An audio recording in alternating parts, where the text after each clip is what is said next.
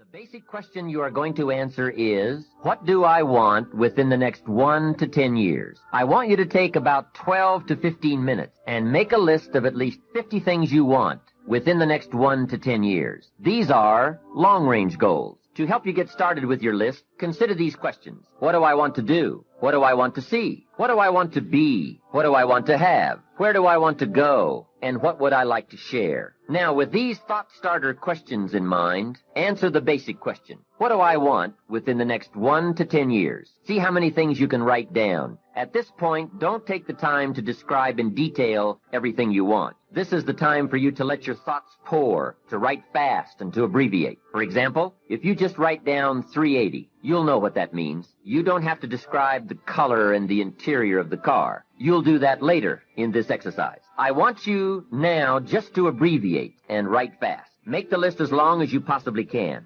Try to write down at least 50 items, 50 things you want within the next 1 to 10 years. These are long-range goals. Spend about 12 to 15 minutes on this. After you've completed your list, you're ready for the next part of the exercise. Go through your list, and next to the things you think you can accomplish or acquire a year from now, write a number 1. Next to the things you think it will take 3 years to realize, write a 3. Next to the things it will take 5 years to accomplish, write a 5. And next to the things it will take 10 years to accomplish, write a 10. Go through this list now to the best of your ability and say, that looks like it will take me about a year, or 3 years, or 5 years, or 10 years. Some big goals might be out there 10 years from now. Once you complete this part of the exercise, you might come to the conclusion that you need a lot more 3-year goals and less 1-year goals, for example, or that you need more 10-year goals. You see, while you're working on one goal, you must have something else in the planning stages. If you don't, what happened to some of the early Apollo astronauts could happen to you. After they came back from the moon, some of those astronauts experienced deep psychological and emotional problems.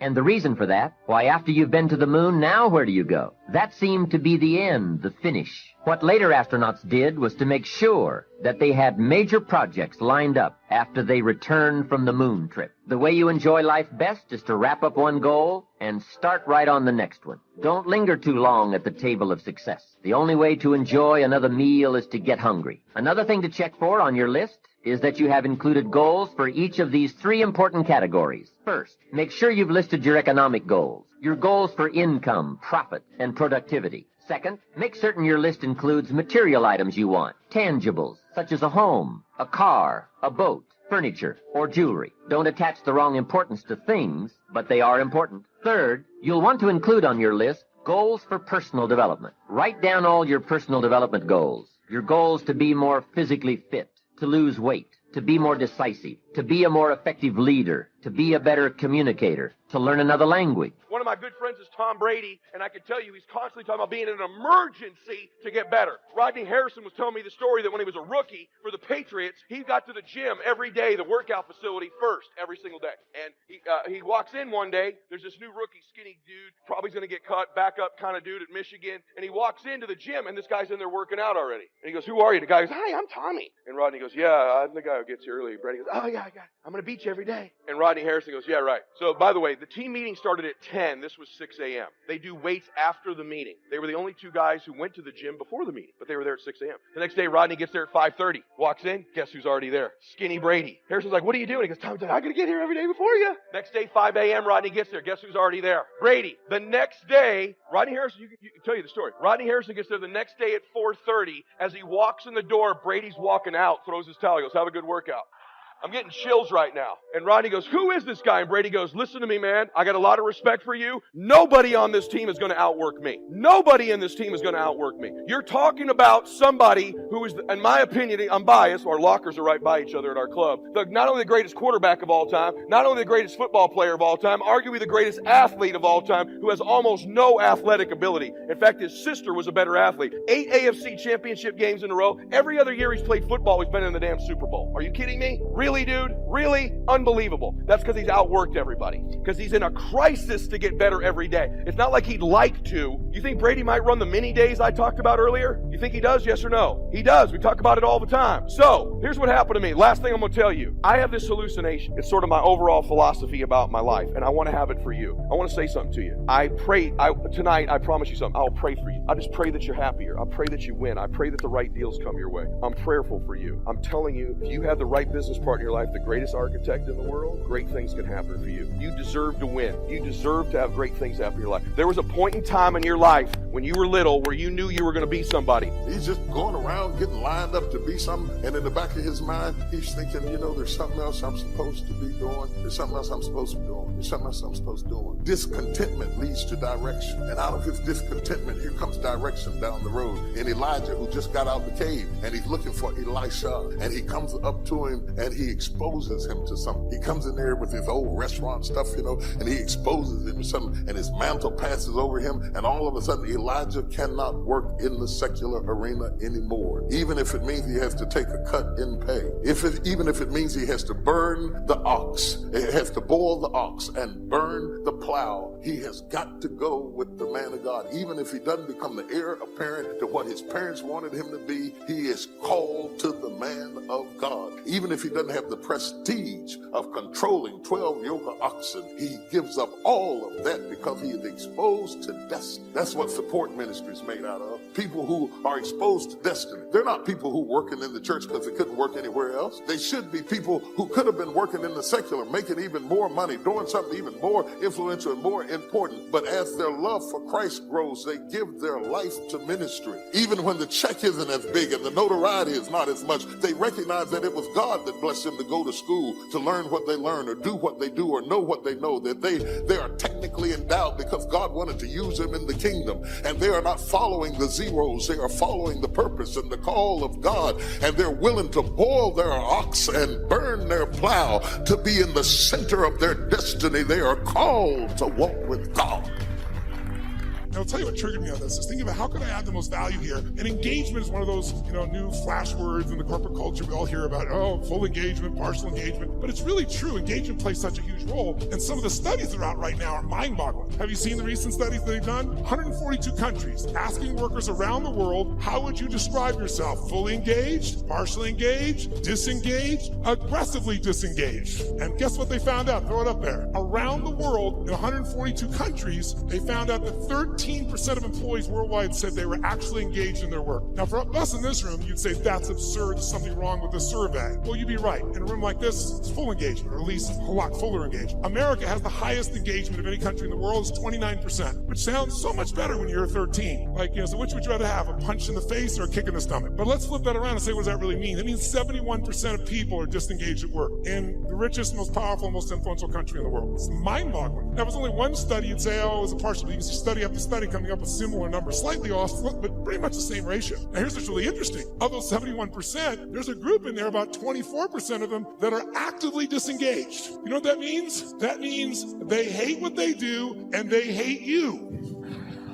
Now, this is pretty important, isn't it? They hate what they do, they hate you, and they will actively work to disempower the organization. Who has ever bumped into one of these humans? Raise your hand. Say I. Okay, so when you bump into these humans, it's not usually a pleasant experience, and we all know they're out there. And by the way, how much damage can they do in a world that has, social media everywhere where good news travels fast and bad news travels faster, and people don't care what the truth is afterwards. It's a cool story, it makes it go. So this is an area that if you're going to change your business, you got to make a difference. So here's what I'm looking at. What makes the difference in people? What makes a difference in an organization? And I would submit to you that it isn't getting a head start. You can find individuals who you give everything to. You can love on them, give them a great education, they get a great economic background, and can spend the rest of their life going in and out of rehab. Who's seen this before, knows what I'm talking about? Say I. On the other hand, you see people that life's kicked in the face, somebody's been abused mentally, emotionally, physically, you name it, and they become the Oprahs of the world. So it's certainly not, advantage does not come because you were given something. And by the way, in business, advantage doesn't come because you have most resources. Companies with most resources don't win. the most resourceful companies win. The most resourceful companies are the ones where employees are the most engaged, and it's statistically proven. You look around and you say, who had the lead?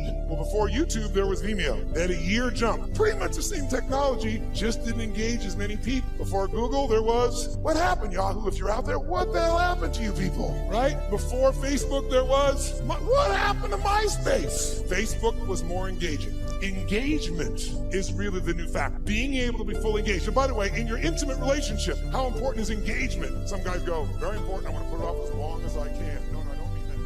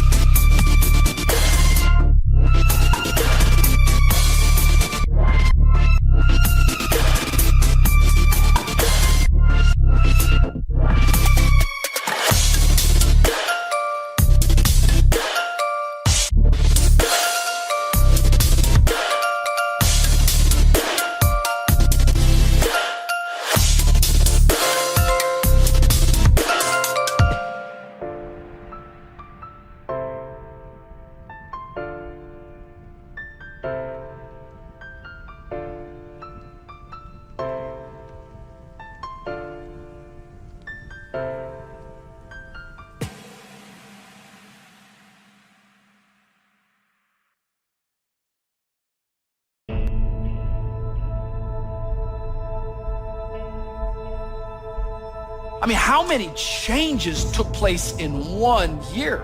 No matter what we want to think, no matter what we want to believe, we all changed in 2020.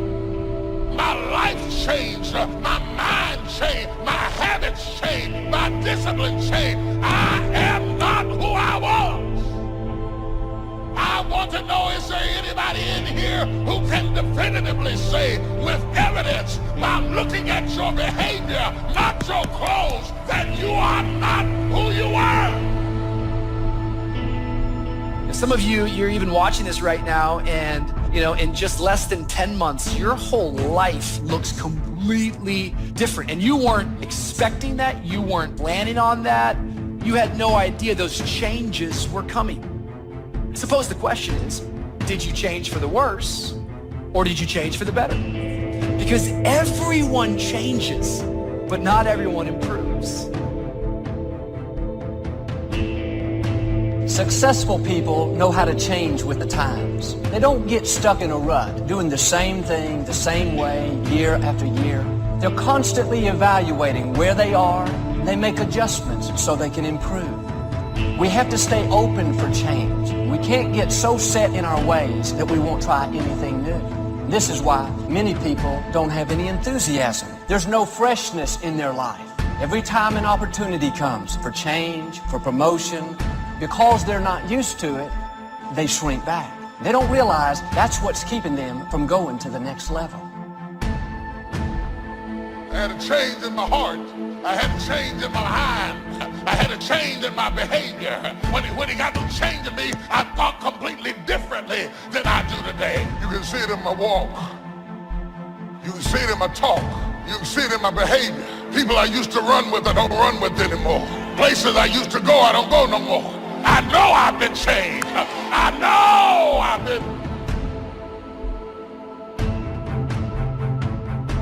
But how many of you know that when you get tired, when you get fatigued, when you get desperate, you start lowering your standards pretty quick? Like, you ever woken up in the night mad thirsty? Dude, you make your way to the refrigerator, you open up that refrigerator, the light hits you like it's heaven. Because if you get thirsty enough, you'll drink anything. Some of us have been on the faith journey for a while and we have gotten tired on our journey. Yet when you start to get tired, it's a bad moment to make big decisions because you will lower your standards. Some of us in this room, we have settled for second best because we traded an eternal blessing for short-term gratification.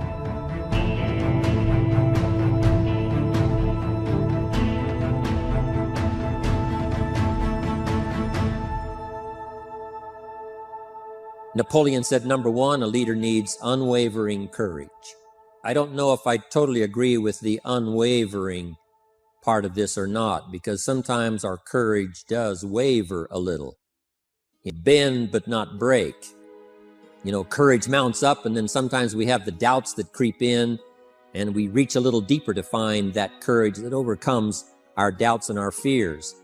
So I would probably debate a little bit with Napoleon on this unwavering courage, because sometimes courage does waver. But as long as it stays, as long as in the end there it is to serve you, the courage to do what you didn't think you could do, the courage to step into territory that might be a little unfamiliar, the courage to talk to somebody you don't know, the courage to attempt conducting a meeting, the courage to give your first testimonial, the courage to solve problems you couldn't solve before, that kind of courage.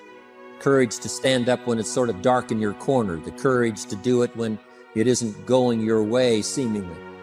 That kind of courage. Wavering a little at times, yes, because we all have doubts that attack us. We all have small fears that creep in. That is the nature of life. But that's what faith is all about. That's what courage is all about. To serve us when our doubts will not serve us well. Faith to overcome fear and courage to overcome our doubts. Second, Napoleon said self-control. That, of course, is the very essence of life itself, is self-control. Because we all have this warfare going on. It's going on in the world, the warfare between liberty and tyranny. In our own body, the warfare between health and illness, the struggle is on. Struggle between light and darkness, the struggle between good and evil. I call it opposites in conflict. And as soon as you're born into the world, as soon as you find yourself and discover yourself on this spinning planet headed somewhere, you know that this exists. To be a civilized society, we must drive the dark side of our nature into a small corner and let the positive side flourish.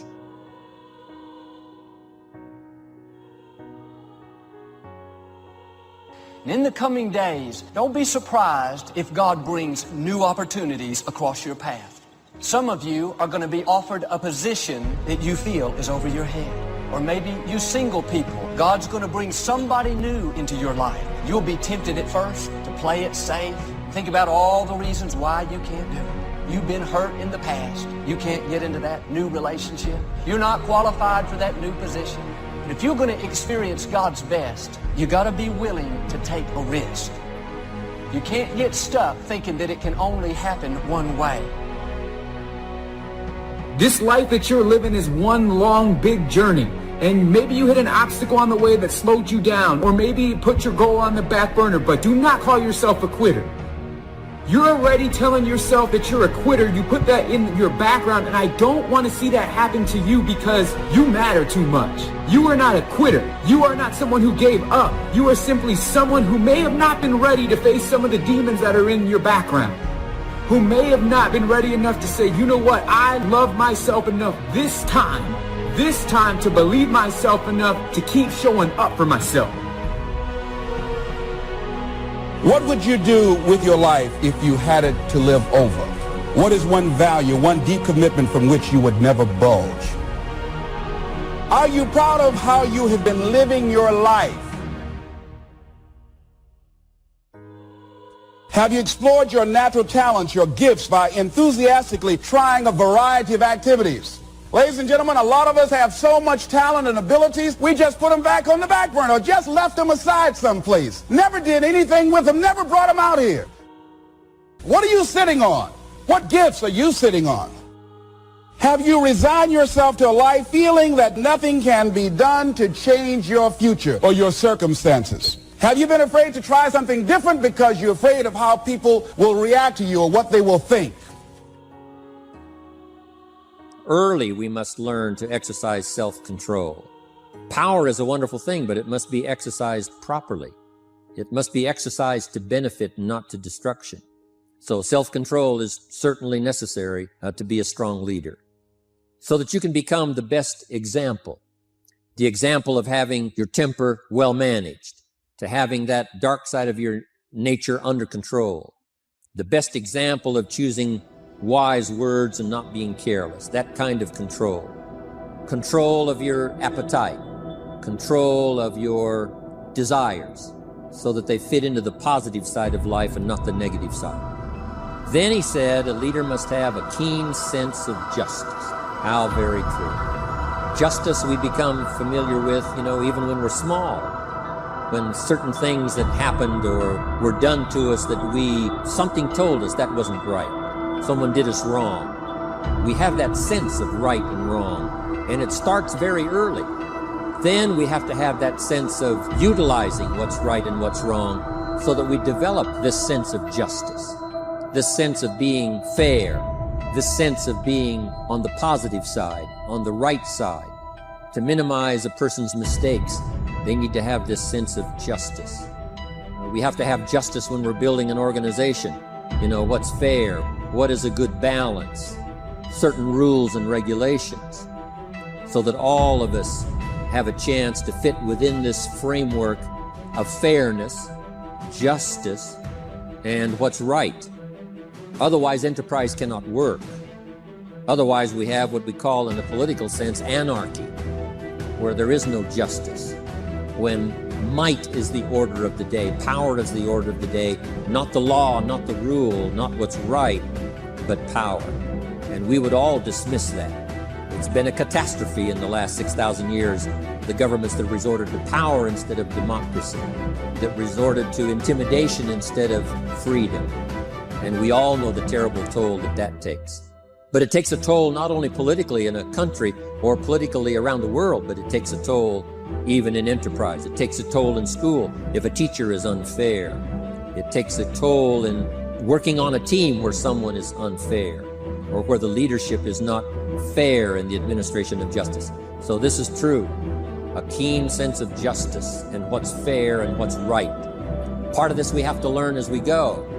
You don't have it all the first year. You haven't got it all the second year, the third year. After all the years that I've been around, both as a human being and as a business person, you're still, even at these years, trying to decide what's best, what's fair, what's right, to give balance to our life and to build on a firm foundation for the future. Here's another one, he said, definiteness of decision. Indecision is the thief of opportunity. If you don't decide, the opportunity could slip away. If you don't decide what you're going to do today, the day could get away and you're not very effective. To the best of your ability, have some idea, some good plan. Sure enough, the day escapes. And in the morning you say, let's see, what should I do now? In the afternoon you say, hey, time's getting away from me. What should I do now? And now most of the day is lost.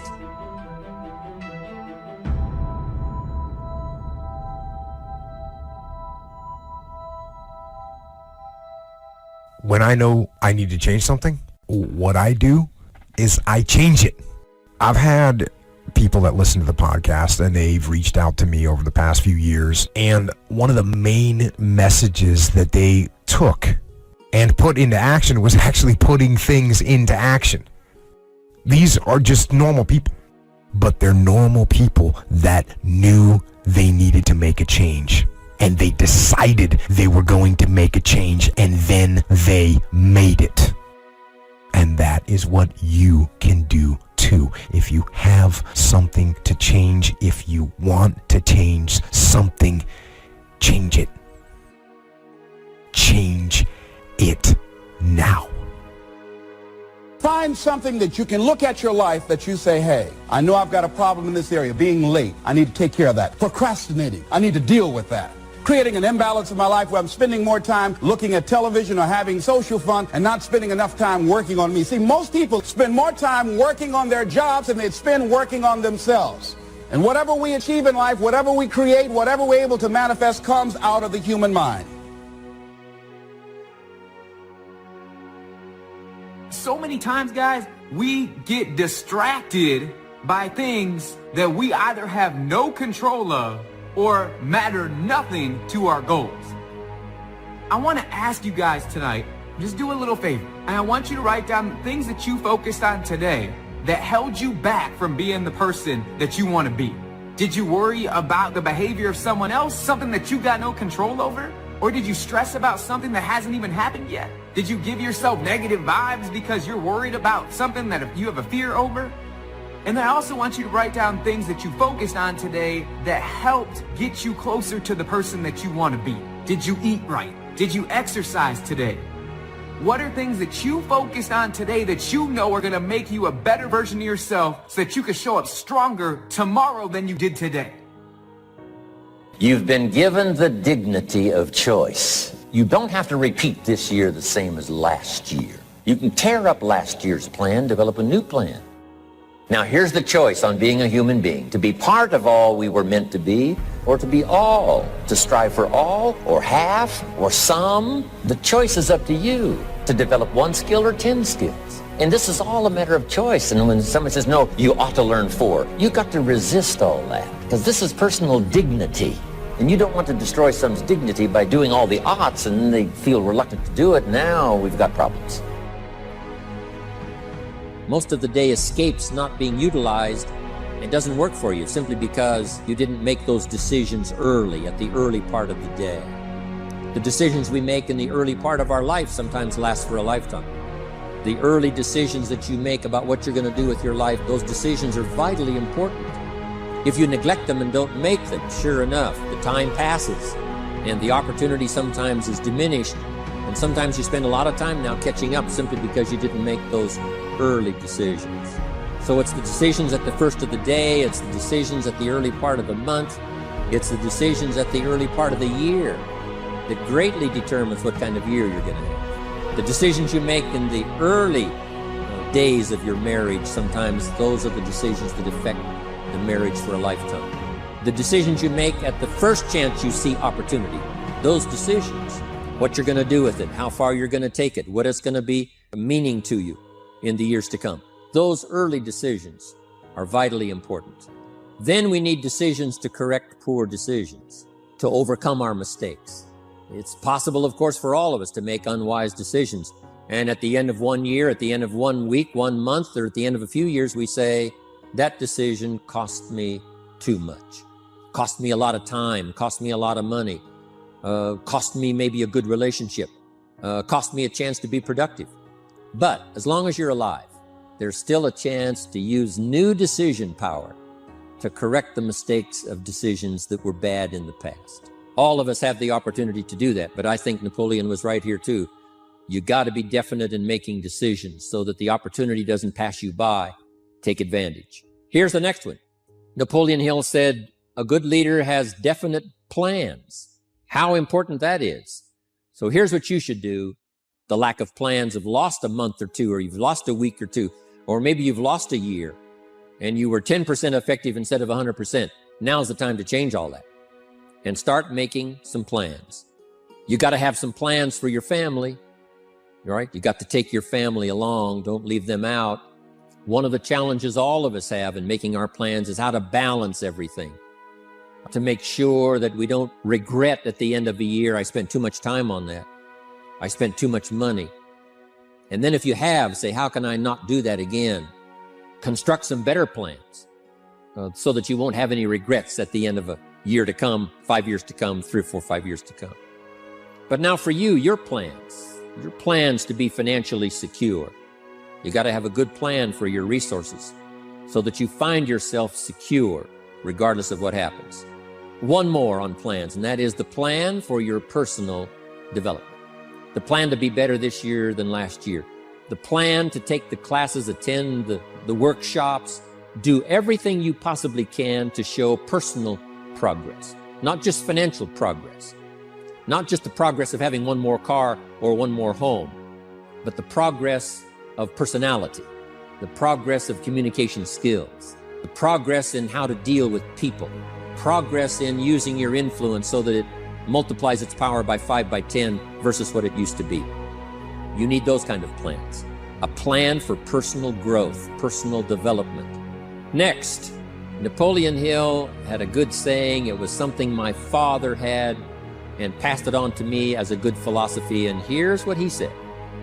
A good leader has the habit of doing more than what he gets paid for.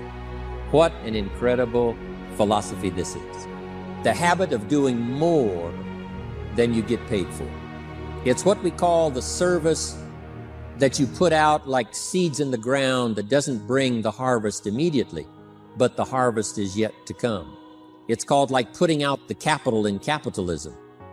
Doing more than you get paid for means that you're getting ready for the next move up. Because if you do more than you get paid for, you've made an investment. The average person might think if I do more than the company requires, then they're ripping me off. I'm not getting paid for that extra time, that extra attention. But you must not view it that way. You must say, I'm getting there a little earlier, staying a little later, as an investment in my own personal future, because I want that kind of reputation. I want that kind of philosophy to work in my life. Do more than you get paid for. Right? They've got the product, you've got the money, but you can't stop your investment there.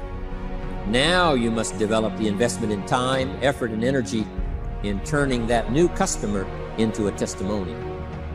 And sometimes that's the most difficult work, the work after the sale. Because the sale might be fairly easy. Someone says, hey, I've been looking for this product, I need it, here's my money. But now you've got to stay with them, make sure they don't just buy the product, but that they use the product. And that they don't just use the product, they keep using the product. That's the work after the sale. But if you learn to make that kind of an investment and do more than you get immediately paid for, that kind of investment is so powerful.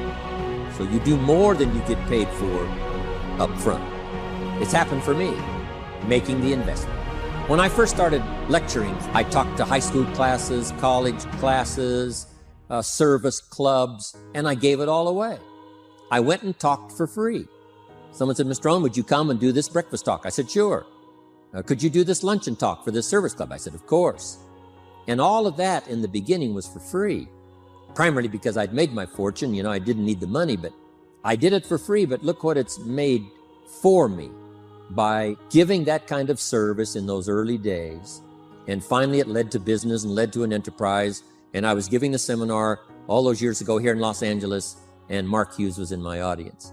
So what you don't get paid for, don't worry about that.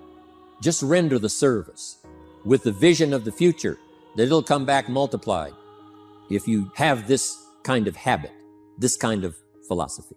Next, Napoleon Hill talks about personality. You need a pleasing personality. There's many parts to your personality. One is your working personality. You know, the kind of behavior, the kind of attitude that you need, especially in the public.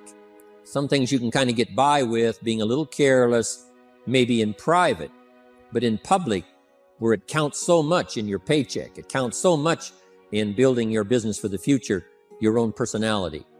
But here's what you also must remember. You develop your personality in private so that it serves you well in the public.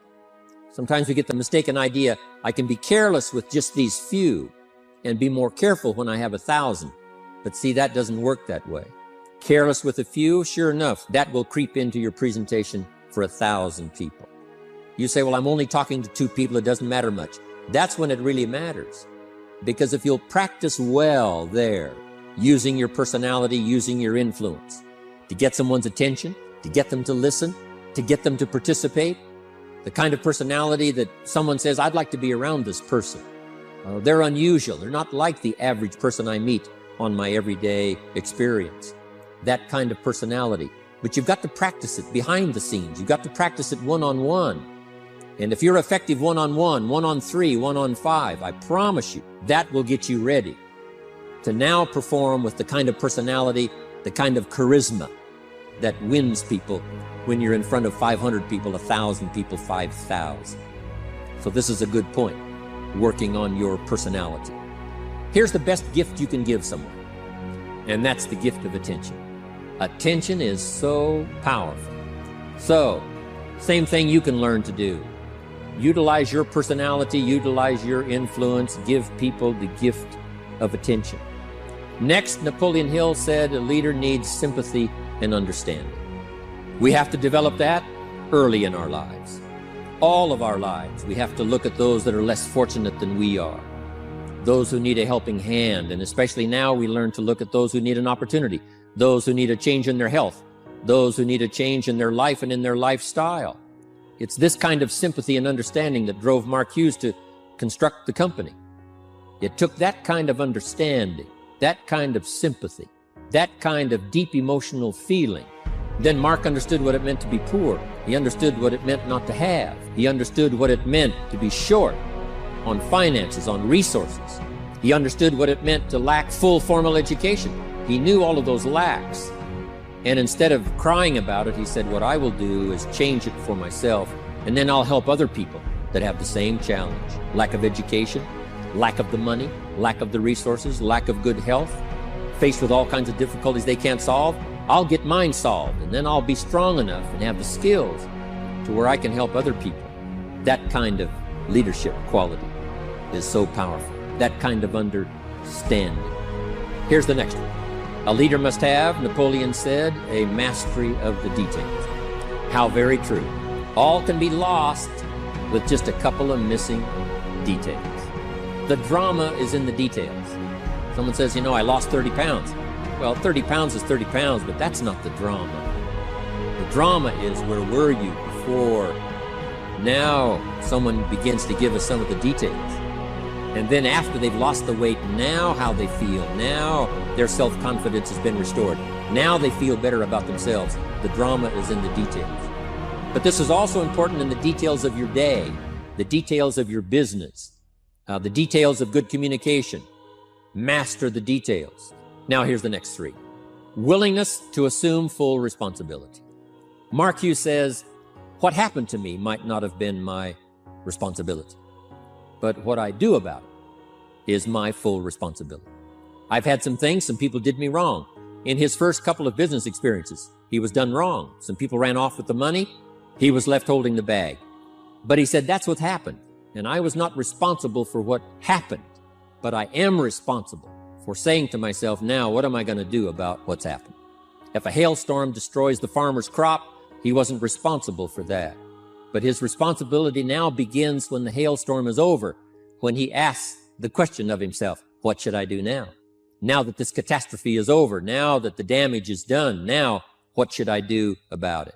And a philosophy I've taught all these years, it's not what happens to you that determines your future. It's what you do about what happens that determines your future. And this is a major part of it, accepting full responsibility. If you've got an organization, you're conducting meetings, and you're the leader, the responsibility ends with you. Someone else may mess up, make some mistakes, still your responsibility. Some things over which you have no control, understandable. But what you do about it now, how you fix it, the diplomacy you use, the strategy you use, that's the kind of responsibility now that depends on you. Also, you've got to be responsible for your future. Nobody's going to fix it. No one else is going to design it. No one else is going to come along and say, hey, I will make sure it all works well for you. You've got to take all the input. You've got to take all the testimonials, all the teaching, all the training, all the influence. Then you've got to have the responsibility of designing your life. You can design a life of prosperity, or you can design a life just to coast and get by. The responsibility belongs to you. Next is cooperation. Ideas. We take advantage of each other's input. We take advantage of each other's enthusiasm. We take advantage of each other's testimonial. And we take advantage of each other's willingness to grow. In those early days, Mark got the group together. Jerry Shatanovich, Doug Stuntz, the rest, and made some plans to cooperate. Said, no telling what kind of powerful meetings we can have if we work together. No telling how many people we can affect, even right away, if we work together. You do this part, you do this part, I'll do this part, we'll make it work together, and we'll get the ball rolling. There's an ancient phrase that says, if 2 or 3 agree, nothing is impossible. If they agree on the same project, if they agree on the same vision, if they agree on how to get there, I'm telling you, nothing is impossible. Nothing can stand in their way. Just 2 or 3. If we cooperate, there's nothing we can't do. There isn't anyone we can't touch with this incredible story. Cooperation. That's why I'm here. Send out some ideas, give you some notes to take, something to think about and ponder, something to talk about with the people that you associate with and are building your business. That kind of cooperation is going to make this a powerful year. But it'll get us to much more than just those numbers. It'll get us to a place of honor, respect, prestige, influence, feeling good about ourselves for the hard work that we're doing, cooperating with each other. Now, here's the last one. Napoleon Hill said, a major attribute of leadership is vision. Vision is in many parts. 1, a vision for your own course to follow. A vision for you, for yourself. A vision for your financial future. A vision for your health. A vision for your wealth. A vision for you to latch onto and make something out of. A vision for your family. Because vision must now lift others as well as ourselves.